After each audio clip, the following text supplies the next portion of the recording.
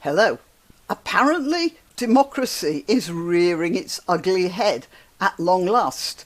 There's an interview between somebody called Peter Cardwell and an MP called Steve Baker. Now, 2 years ago, when the Conservative Party was elected into office after a disastrous election campaign conducted by Jeremy Corbyn, the Conservative Party came out with an 80-seat majority. And at the time I said this is going to cause problems. I was delighted, absolutely delighted, that the wretched Jeremy Corbyn lot had been comprehensively walloped. But I did say that absolute power corrupts, absolutely. And it seemed like there's something of that going on in the Conservative Party right now. But fortunately, Conservatives are by nature independent thinkers.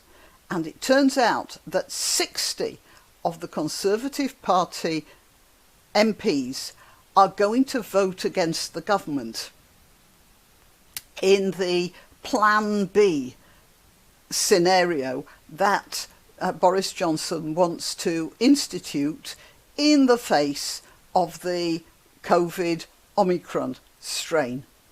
Now, 60 MPs is quite a lot, and the only way that Johnson is going to be able to get this Plan B through is with the help of the Labour Party.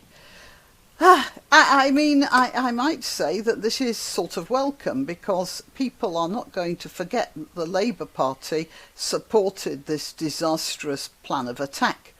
And they aren't going to forget that a substantial portion of the Conservative Party are independent thinkers enough to vote against it. So altogether, I think this will probably work in the Conservative Party's favour.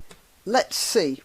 The thing about the Omicron, according to my notes here, there's an article talking about the transmissibility of the Omicron virus, and the Business Insider reports on a situation where a hotel, in an isolation hotel in Hong Kong, had 2 people, one of whom developed the Omicron strain, in one room, and across the corridor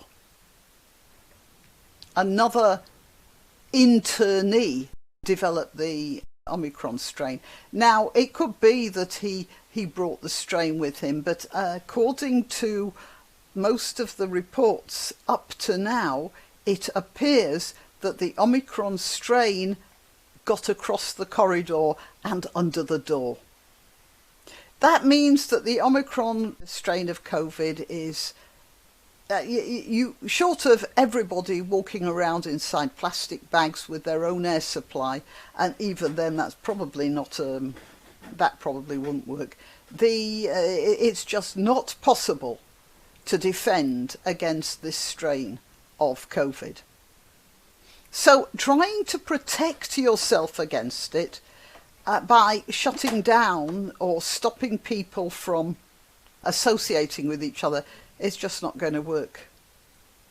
And these 60 MPs know that. And the whole thing is incredibly confusing. I went out to town the other day and I passed a Costa coffee, and there were these people sitting there in the coffee shop, inside.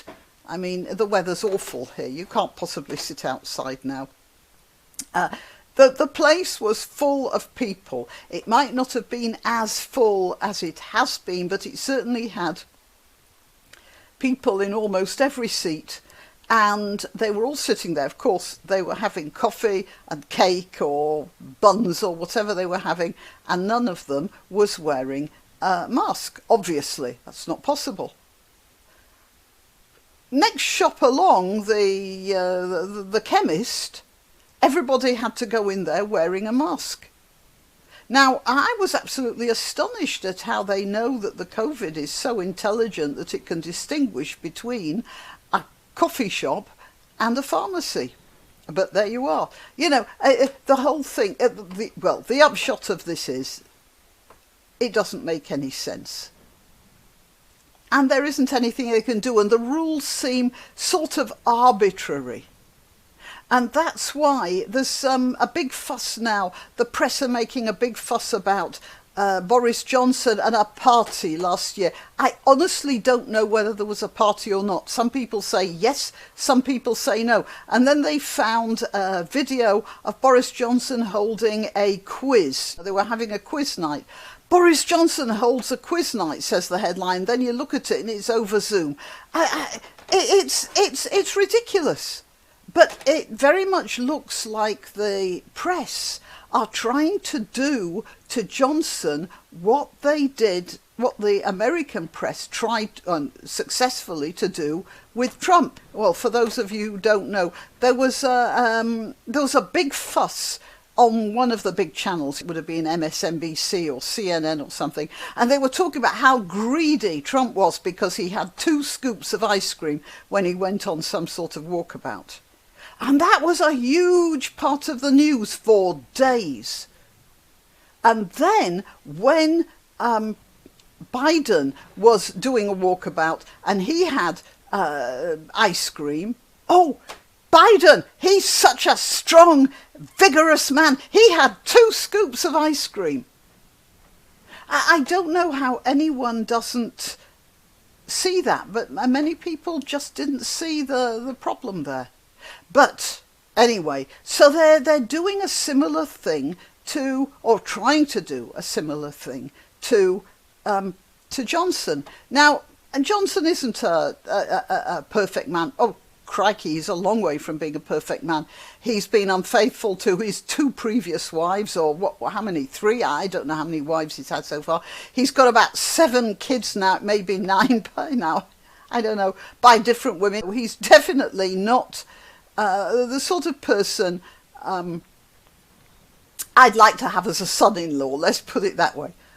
On the other hand, this is nonsense. I have lost count of the amount of rubbish that the press is trying to dig up on clickbait about Johnson, and I think a lot of them are just, they don't forgive him for Brexit, and they're just trying to bring him down, and they're thinking, oh, well, it worked for Trump, so it's going to work for Johnson as well. And you know what? It's not going to work for Johnson, because people in Britain are, well, I'm sorry for you chaps in America, in the United States. You're, in general, there is a more naive, it seems to me, a more naive electorate there in the United States. Because more people are falling for this 2 scoops of ice cream rubbish than are falling for it here. I am not taking any notice of the amount of press coverage of parties or not parties, because it's all so confusing anyway. Everybody knows. You could take a picture of Johnson associating with people and say, look what he was doing last year, and at that point in time it may have been perfectly reasonable, legal. But now, or a week before, or a week after, no. It's and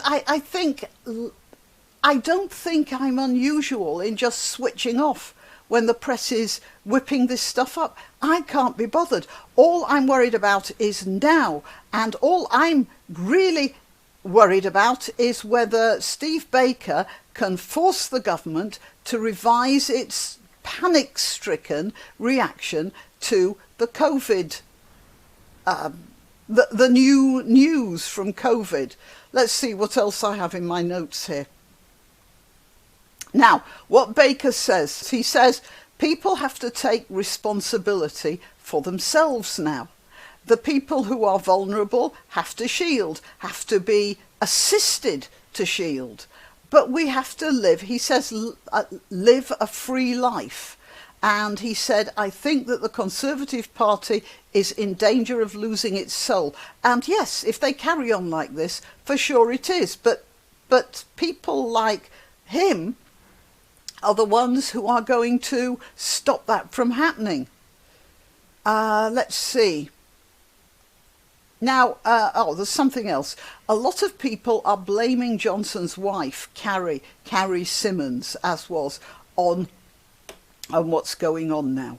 And it's true, she's made no secret of her sort of leftward leaning and green ideas, and some of them may be of some use to us. She is not associated with the Labour Party. She started off her involvement with politics working for Zach Goldsmith, but her father was the editor of The Independent, which is the sort of paper that tries to outwoke The Guardian most of the time. So I can see that she might have some general familial leftward leanings, and people would like to make much of that and say, well, she's leading Johnson by the nose, and that's a euphemism, but let's face it, people like to blame the wife in situations like that. Yes, she is that way inclined, but let's face it, Johnson chose her. He chose her. He chose her with her views. She didn't hide them before she started walking out with him. So she isn't taking him down any path that he wasn't already starting to tread himself. And I'm just very glad that we've got people like Steve Baker and the 59 other Conservative MPs who are willing to stand in the face of their friends. I think it was something in a Harry Potter book where somebody says it's difficult to stand up against your enemies, but it's even more difficult to stand up against your friends. And that's true. And he's doing that, and his colleagues, he's got tens of colleagues who will do that too. And that's great, because that's what democracy is all about. Why not treat yourself or a favoured relative or friend to these magnificent examples of merch? The mugs and t-shirts come in the Graniopteryx design or Granbo with a firearm or the more deadly knitting needles.